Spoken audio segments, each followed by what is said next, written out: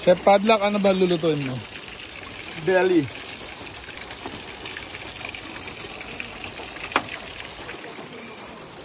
Ayan na, ayan na, ayan na. Nag-aapoy.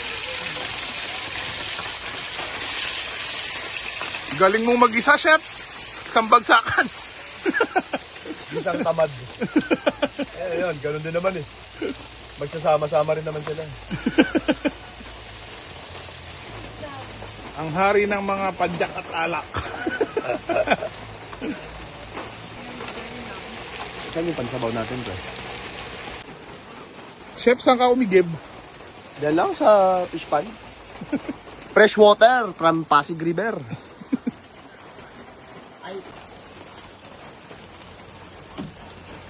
Nawala na yun, hindi ko na napapalit yung mga vlog nun yan.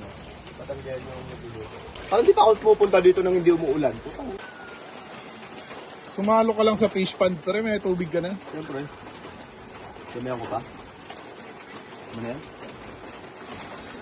Dagdagan mo na ng mamaya. Isa lang pala yung miso niyan. Marami yung sabaw.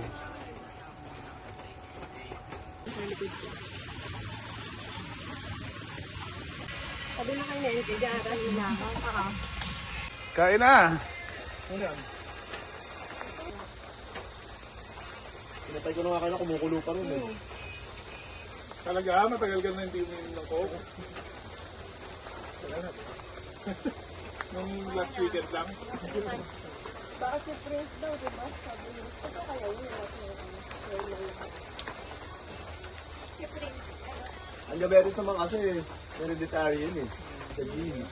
So regardless kung ano, kahit di ka maano, kung meron yung sa bloodline mo. Sila lahat. Yan din. Kapit na ako at school pa na nag-insulin niya. Ano mo si Prince? Kahit ang laklak na gawin. Diba? Puro sa Prince. Bakit mo ulit? Diba ka na bro? Ito yung tubig natin. Doon, malayo. Ano ako? Kasi linitin mamaya kung sabaw. Eh, puro yung alam niya luto yung nangyari. Pero masarap naman yung mga luto sa Madami ako ate.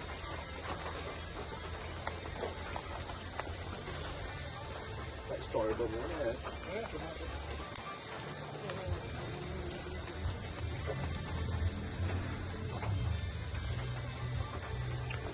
Yung kape mo.